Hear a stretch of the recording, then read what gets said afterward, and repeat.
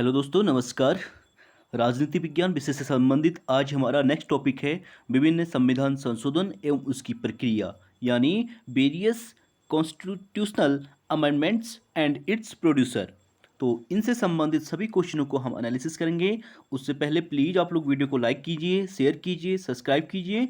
तो चलिए स्टार्ट करते हैं। आज का पहला क्वेश्चन है हमारा, निम्नलिखित में से कौन सा संविधान संशोधन अधिनियम जीएसटी वस्तु एवं सेवा कर नियमों के कार्यान्वयन के लिए आवश्यक प्रावधान करता है? तो जीएसटी से संबंधित वस्तु एवं सेवा कर से संबंधित जो है वो है 101वां संविधान संशोधन अधिनियम, यानी ए इसका राइट आंसर हो जाएगा। आप देख सकते हैं 101, ठीक है, वह 101वां संविधान संशोधन अधिनियम 2017 में हुआ था। इस संशोधन से वस्तु एवं सेवा कर यानी जीएसटी की शुरुआत हुई थी। यह एक अप्रत्यक्ष कर का उदाहरण है जो भारत में वस्तुओं और सेवाओं की आपूर्ति पर कर लगाता है। और 102वां संविधान संशोधन 2018 में पारित किया गया था जो अन्य पिछड़ा वर्ग आयोग के गठन से संबंधित है। 102वां संविधान संशोधन ओबीसी से। और 103वां संविधान संशोधन अधिनियम 2019 में पारित किया गया था जो उच्च वर्ग के गरीब लोगों को 10%, ठीक है, आरक्षण का प्रावधान किया गया था, यानी ईडब्ल्यूएस।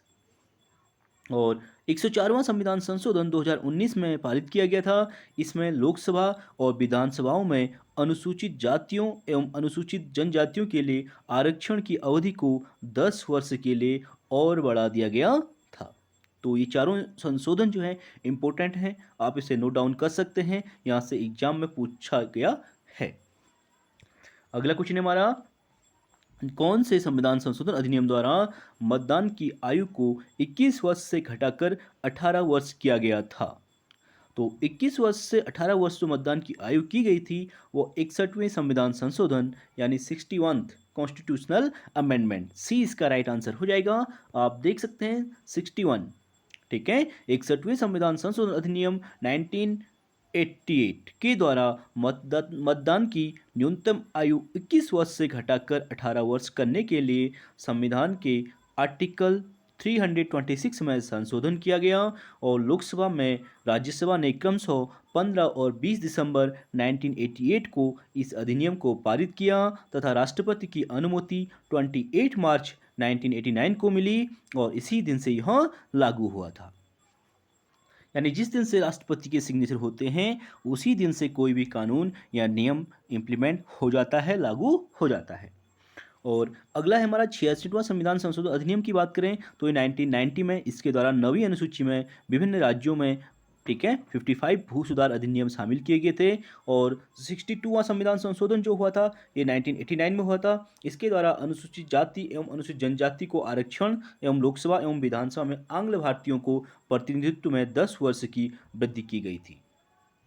और अगला है 63वां संविधान संशोधन 1989। इसमें पंजाब में आपातकाल की व्यवस्था अन्य क्षेत्रों के समान की गई थी।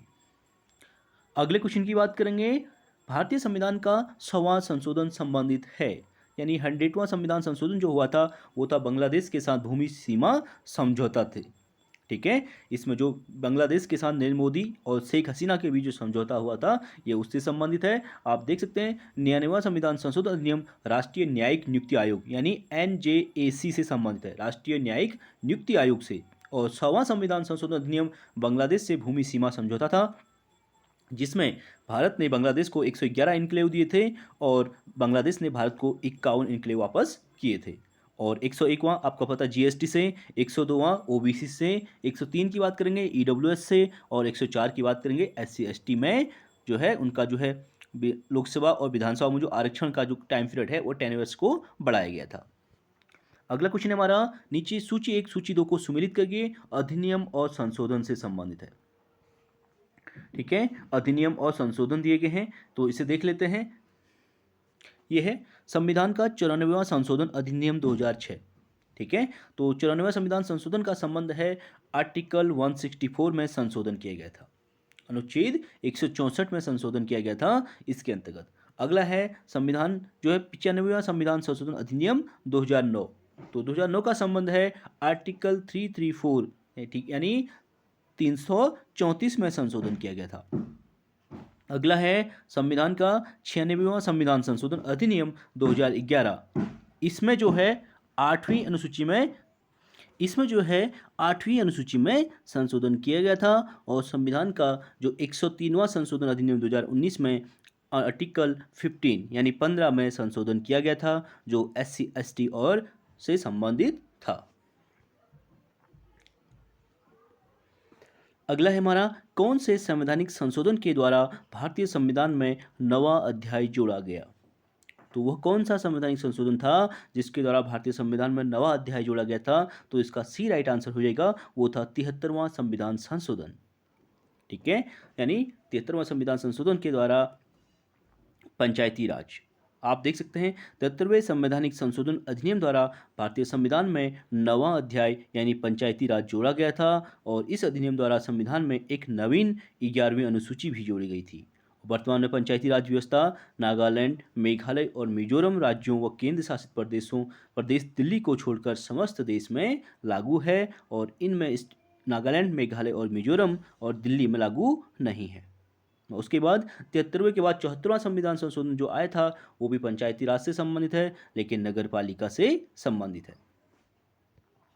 अगला है हमारा संविधान के किस संशोधन ने लोकसभा के सदस्यों की संख्या 525 से बढ़ाकर 545 कर दी थी।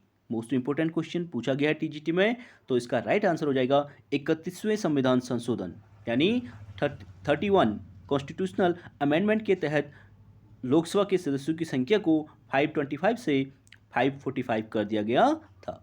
आप देख सकते हैं 31वां संविधान संशोधन 1972 के द्वारा लोकसभा में सीटों की संख्या 525 से बढ़ाकर 545 कर दिया गया।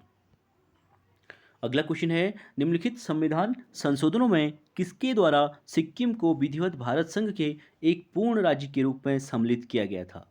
तो सिक्किम को पूर्ण राज्य का जो दर्जा दिया गया था वो 36वें कॉन्स्टिट्यूशनल अमेंडमेंट, ठीक है, 36वें संविधान संशोधन के तहत दिया गया था। मोस्ट इंपोर्टेंट क्वेश्चन आप देख सकते हैं कितनी बार पूछा गया है। तो इसका एक्सप्लेनेशन देख लेते हैं। 35वें संविधान संशोधन 1974 द्वारा संविधान में आर्टिकल 2 को अंत स्थापित किया गया और आर्टिकल 81 का संशोधन किया गया। एक अनुसूची 10वीं अनुसूची जोड़ी गई और सिक्किम को संयुक्त राज्य बनाया गया था। ठीक है, संयुक्त का दर्जा दिया गया था 74 में 35वें संविधान संशोधन के तहत। उसके बाद 36वें संविधान संशोधन अधिनियम 1975 द्वारा सिक्किम को पूर्ण राज्य का दर्जा दिया गया। आर्टिकल 2 को और संविधान की 10वीं अनुसूची का लोप समाप्त किया गया था। अगला क्वेश्चन हमारा शिक्षा जो प्रारंभ में राज्य सूची का विषय था उसे समवर्ती सूची में स्थानांतरित किया गया है। ठीक है, बिल्कुल इसका राइट आंसर हो जाएगा 42वें संविधान संशोधन। 42वें संविधान संशोधन के द्वारा जो शिक्षा थी हमारी, इसको राज्य सूची का विषय था, बाद में उसे समवर्ती सूची का विषय बना दिया गया है। वो है 42वें संविधान संशोधन 1976 के द्वारा। आप इसे देख सकते हैं 42वें संविधान संशोधन 1976 द्वारा 5 विषयों को, ठीक है, आप इसे नोट डाउन कर सकते हैं। ये 5 विषय जो है पहले राज्य सूची के भाग थे, इनको अब कंकरेंट लिस्ट यानी समवर्ती सूची में डाल दिया गया है। उसमें शिक्षा पहला, वन दूसरा, नापतोल तीसरा, वन्य जीवों तथा पक्षियों का संरक्षण जो है चौथा तथा न्याय का प्रशासन को राज्य सूची से निकालकर समवर्ती सूची का भाग बना दिया गया है। अगला है हमारा भारतीय संविधान के प्राधिकृत हिंदी पाठ को निम्नलिखित संविधान संशोधनों में से किसके द्वारा प्रकाशित करने के लिए अधिकृत किया गया। तो वो है 58वां संशोधन। ठीक है, 58वें संविधान संशोधन 1987 बी इसका राइट आंसर हो जाएगा। आप देख सकते हैं 58वां संवैधानिक संशोधन अधिनियम 1987 द्वारा संविधान के प्राधिकृत हिंदी पाठ को प्रकाशित करने के लिए अधिकृत किया गया। इसके लिए संविधान में एक नया आर्टिकल 394 को जोड़ा गया है।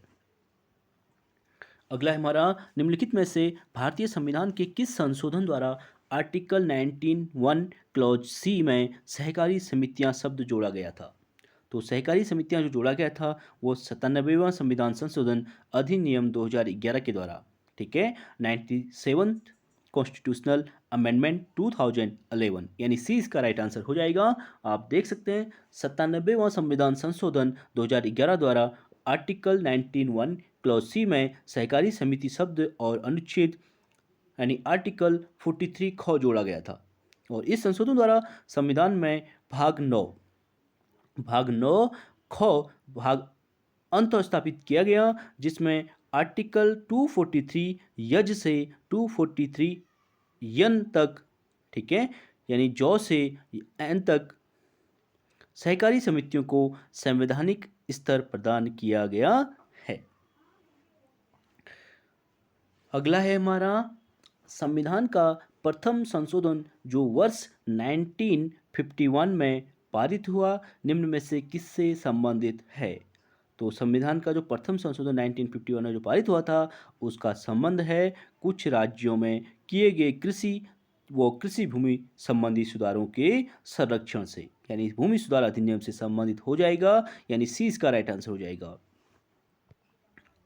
आप देख सकते हैं संविधान का प्रथम संशोधन 1951 में पारित किया गया, जिसके द्वारा विभिन्न राज्यों में पारित भूमि सुधार और जमींदारी उन्मूलन अधिनियमों का मान्यीकरण किया गया और संपत्ति के अधिकार के संबंध में न्यायालयों का अधिकार क्षेत्र सीमित कर दिया गया। संविधान में एक नवी अनुसूची जोड़कर इन अधिनियमों की सूची दे दी गई और संपत्ति के अधिकार संबंधी आर्टिकल 31(31) में दो नए अनुच्छेद 31 क और 31 ख बढ़ा दिए गए। इसके अतिरिक्त प्रथम संशोधन अधिनियम में संविधान के आर्टिकल 15, 19, 85, 87, 174, 176, 314, 342, 372 और 376 में भी संशोधन किया गया।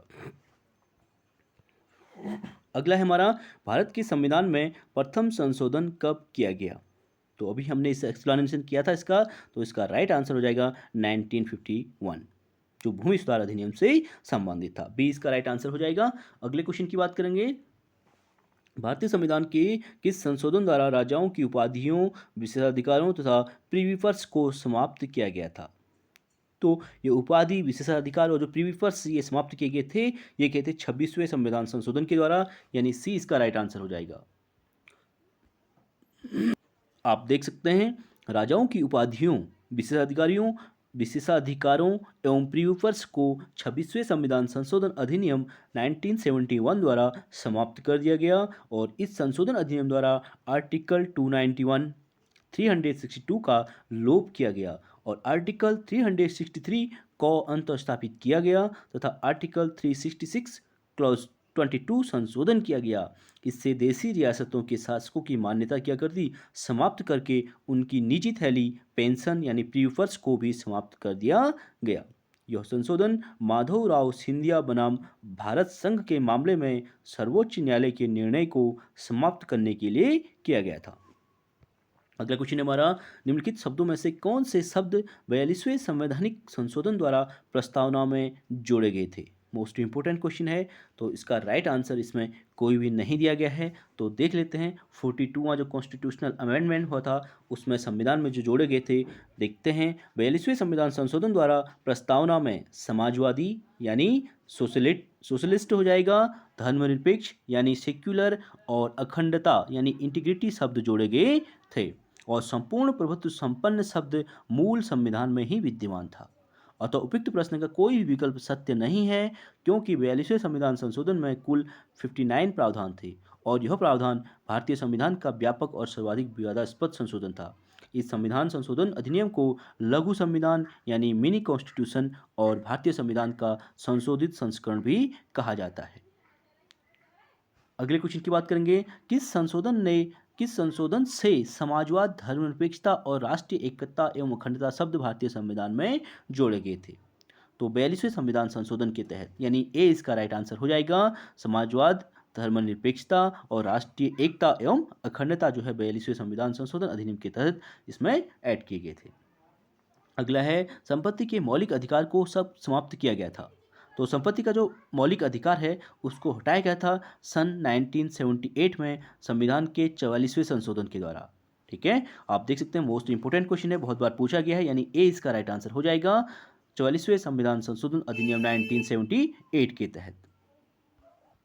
यानी आप इसका एक्सप्लेनेशन देख सकते हैं। संसद के 44वें संविधान संशोधन अधिनियम 1978 के द्वारा संपत्ति के अधिकार से संबंध रखने वाले उपबंधों यानी आर्टिकल 19 क्लॉज 1 चौ आर्टिकल 31 को मूल अधिकार के अध्याय से हटा दिया गया और संपत्ति का अधिकार अब संविधान के भाग 12 में आर्टिकल 300 कौ में अंतः स्थापित कर दिया गया है। तो वर्तमान में फंडामेंटल राइट्स यानी मौलिक अधिकार से हटाकर इसे आर्टिकल 300 कौ में स्थापित कर दिया गया है, जिसके अनुसार अब किसी भी व्यक्ति को विधि के प्राधिकार के बिना उसकी संपत्ति से वंचित नहीं किया जाएगा। अब संपत्ति का अधिकार संवैधानिक और कानूनी अधिकार है जिसे साधारण प्रक्रिया द्वारा संशोधित किया जा सकता है। अगला क्वेश्चन है, भारतीय संविधान के 44वें संशोधन के उपरांत संपत्ति के अधिकार को यह संरक्षण प्राप्त है कि, तो कौन सा संरक्षण प्राप्त है कि किसी व्यक्ति को बिना कानून के उसकी निजी संपत्ति से वंचित नहीं किया जाएगा। ये इसका राइट आंसर हो जाएगा ए। अगले क्वेश्चन की बात करेंगे, निम्नलिखित में से कौन सा एक संवैधानिक संशोधन मौलिक कर्तव्यों से संबंधित है। तो फंडामेंटल ड्यूटी की बात कर रहा है, ठीक है। तो मौलिक कर्तव्यों से किसका संबंध है, 42वें संविधान संशोधन 1976 ए इसका राइट आंसर हो जाएगा।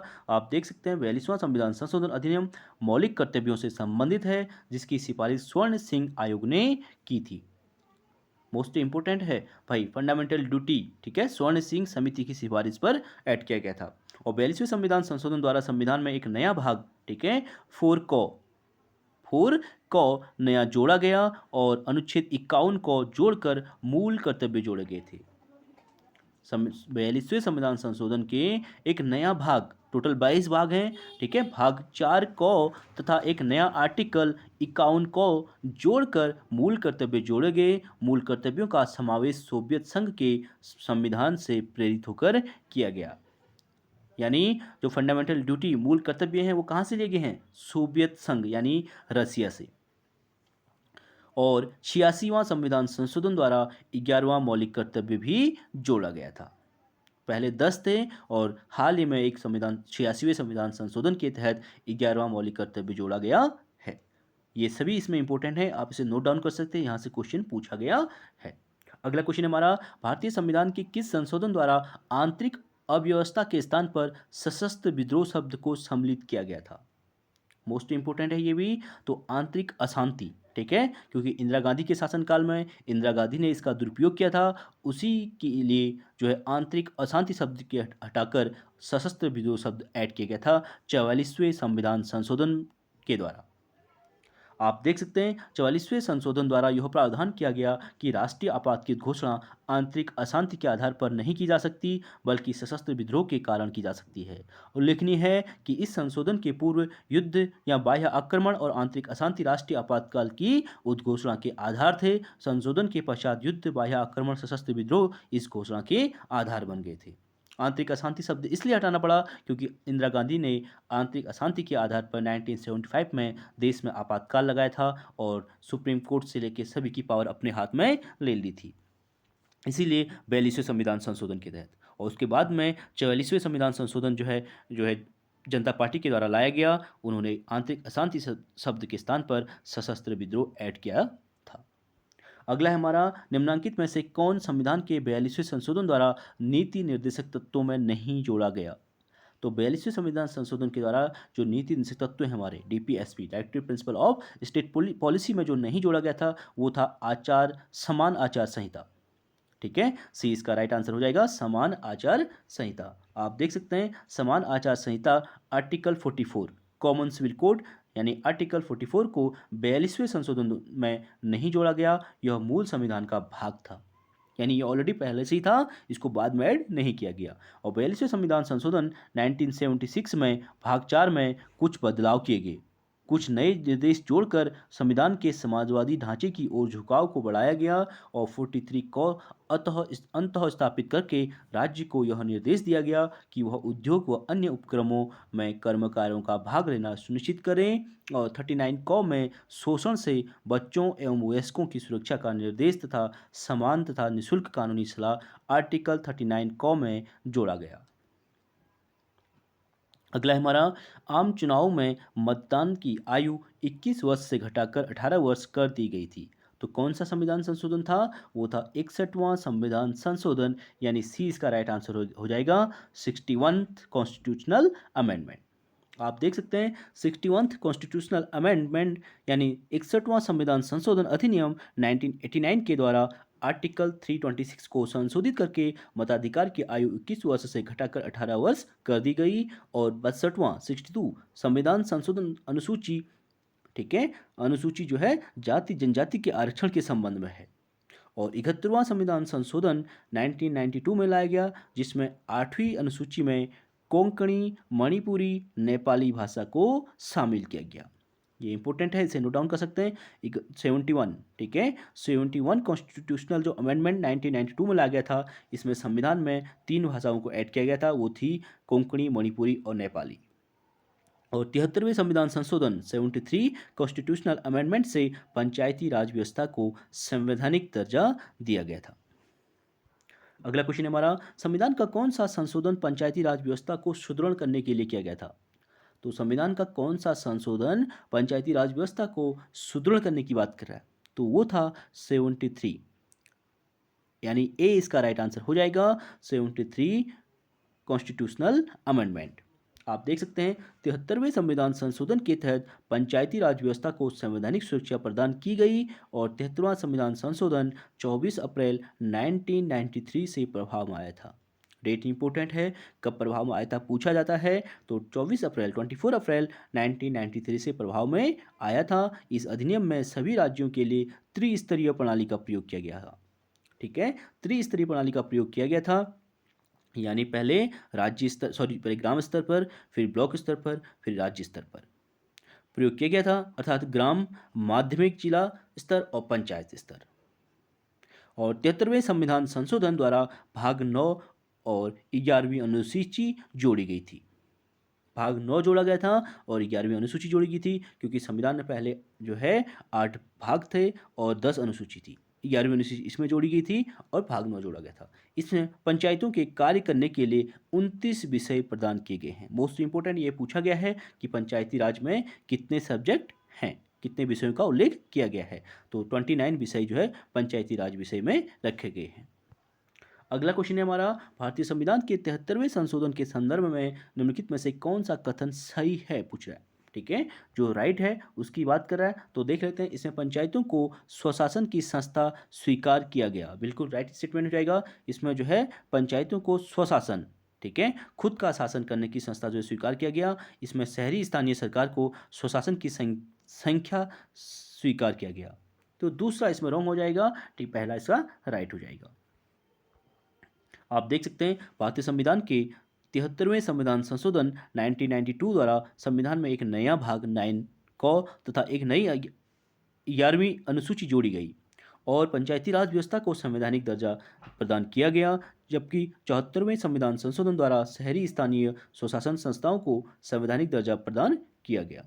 महिलाओं के लिए इस प्रावधान के तहत महिलाओं के लिए ग्राम पंचायतों में 30%, ठीक है, 30% स्थान आरक्षित किया गया था। अगला है हमारा, संविधान के निम्नलिखित संशोधनों में से किसके अंतर्गत भारत में महिलाओं के लिए ग्राम पंचायतों में 30% स्थान आरक्षित किया गया है? तो इसका राइट आंसर हो जाएगा 73वें संविधान संशोधन के अंतर्गत, यानी सी इसका राइट आंसर हो जाएगा। 73वें संविधान संशोधन के अंतर्गत महिलाओं को 30% आरक्षण पंचायती राज के तहत दिया गया था। अगला है हमारा, भारत के संविधान के 73वें संशोधन का संबंध है। तो 73वें संविधान संशोधन का संबंध हो जाएगा पंचायती राज व्यवस्था से। और वहीं 74वें संविधान संशोधन की बात करेगा तो हो जाएगा नगर पालिका या नगर निकायों से। अगला क्वेश्चन है, सही कथन पहचानिए। 73वें संशोधन के अंतर्गत पंचायती राज को जो दायित्व सौंपे गए थे उनकी गणना की सूची और विषय हैं, ठीक है। तो गणना कौन सी है? 11वीं अनुसूची है और विषय कितने हैं? 29, यानी बी इसका राइट आंसर हो जाएगा। 73वें संविधान संशोधन के अंतर्गत 11वीं अनुसूची जोड़ी गई है, जिसमें पंचायती राज को जो दायित्व सौंपे गए हैं उसमें 29 विषय यानी 29 सब्जेक्ट दिए गए हैं। अगला क्वेश्चन है, निम्नलिखित में से कौन संविधान के 73वें संशोधन में सम्मिलित है? तो 73वें संविधान संशोधन में जो सम्मिलित है उसका राइट आंसर हो जाएगा जिला पंचायत, बिल्कुल राइट आंसर हो जाएगा। उसके बाद क्षेत्र पंचायत, उसके बाद ग्राम पंचायत, यानी पहला, दूसरा, तीसरा तीनों राइट हो जाएंगे। नगर पंचायत का संबंध इससे नहीं है। नगर पंचायत का संबंध जो है 74वें संविधान संशोधन से हो जाएगा। यानी सबसे पहले ग्राम स्तर पर, उसके बाद क्षेत्र ब्लॉक स्तर पर, उसके बाद जिले स्तर पर। आप इसे देख सकते हैं। 73वें संविधान संशोधन अधिनियम 1992 के अंतर्गत पंचायती राज का जो ढांचा स्पष्ट किया गया है उसमें ग्राम पंचायत, क्षेत्र पंचायत और जिला पंचायत शामिल किया गया है। अगला क्वेश्चन है हमारा, संविधान के 73वें और 74वें संशोधन निम्नलिखित में से किसके सर्जन के लिए उत्तरदायी हैं? ठीक है, तो 73वां और 74वां जो है किसके सर्जन के लिए बात कर रहा है? तो राज्य निर्वाचन आयोग बिल्कुल राइट हो जाएगा। जिला नियोजन समिति बिल्कुल राइट आंसर हो जाएगा। राज्य वित्त आयोग बिल्कुल राइट हो जाएगा। राज्य संपत्ति कर मूल्य निर्धारण बोर्ड का संबंध इसमें नहीं है, तो इसमें पहला, दूसरा, तीसरा राइट हो जाएगा। आप देख सकते हैं इसका एक्सप्लेनेशन। संविधान के 73वें तथा 74वें संविधान संशोधन अधिनियम 1992 द्वारा राज्य निर्वाचन आयोग को संवैधानिक मान्यता प्रदान की गई। पंचायतों के लिए राज्य वित्त आयोग का प्रावधान तथा जिला नियोजन समिति का प्रावधान भी इसी संशोधन में किया गया। राज्य वित्त आयोग के अध्यक्ष की नियुक्ति जो है राज्यपाल के द्वारा की जाती है। अगला क्वेश्चन है हमारा, निम्न संविधान संशोधनों में से किस एक के अंतर्गत दिल्ली नेशनल कैपिटल क्षेत्र बनाया गया था? Most important question TGT PGT में पूछा गया है, तो इसका राइट आंसर हो जाएगा बी, यानी 69वां कॉन्स्टिट्यूशनल अमेंडमेंट। ठीक है, आप देख सकते हैं दिल्ली 1991 में पारित 69, ठीक है, 69th कॉन्स्टिट्यूशनल अमेंडमेंट संविधान संशोधन द्वारा तय किया गया कि दिल्ली संघीय क्षेत्र के रूप में बना रहेगा और अब इसे दिल्ली का राष्ट्रीय राजधानी क्षेत्र कहा जाएगा। दिल्ली में एक लोकप्रिय सरकार की व्यवस्था की गई जिसके अंतर्गत 70, ठीक है, 17 नहीं 70 सदस्यों की विधानसभा और अधिकतम 7 सदस्यों की मंत्रिपरिषद होगी। 7 सदस्य का मतलब है टोटल का 10%। अगला है हमारा, संविधान का 52वां संशोधन संबंधित है। ये इंपॉर्टेंट क्वेश्चन है। तो 52वां संविधान संशोधन जो है ये एंटी डिफेक्शन लॉ यानी दल बदल से संबंधित है। ए इसका राइट आंसर हो जाएगा। आप देख सकते हैं संविधान का 52वां संविधान संशोधन 52वां कॉन्स्टिट्यूशनल अमेंडमेंट 1985 दल बदल से संबंधित है। इस संविधान संशोधन द्वारा संविधान में 10वीं अनुसूची जोड़ी गई तथा दल बदल को असंवैधानिक घोषित किया गया। ज्ञातव्य है कि 52वां यानी 52वां संविधान संशोधन का संबंध 1985 से 52वां संविधान संशोधन 1985 का संबंध जो है एंटी डिफेक्शन लॉ यानी दल बदल से हो जाएगा। ए इसका राइट आंसर हो जाएगा। आप इसका एक्सप्लेनेशन देख सकते हैं। संविधान का 52वां संविधान संशोधन विधेयक 1985 में दल बदल से संबंधित है। इस संविधान संशोधन द्वारा संविधान में 10वीं अनुसूची जोड़ी गई तथा दल बदल को असंवैधानिक घोषित किया गया। ज्ञातव्य है कि, ठीक है, 52वां कॉन्स्टिट्यूशनल अमेंडमेंट 52वां संविधान संशोधन के समय प्रधानमंत्री स्वर्गीय राजीव गांधी थे। तो चलिए फ्रेंड्स, आज के लिए इतना ही, बाकी नेक्स्ट क्लास में करेंगे। तो आई होप वीडियो आप लोगों को पसंद आई होगी। प्लीज़ वीडियो को आप लोग लाइक जरूर करें, शेयर करें और हाँ, ताकि हमें मोटिवेशन मिले और इसी प्रकार की वीडियो आपके लिए आते रहें। Thank you so much.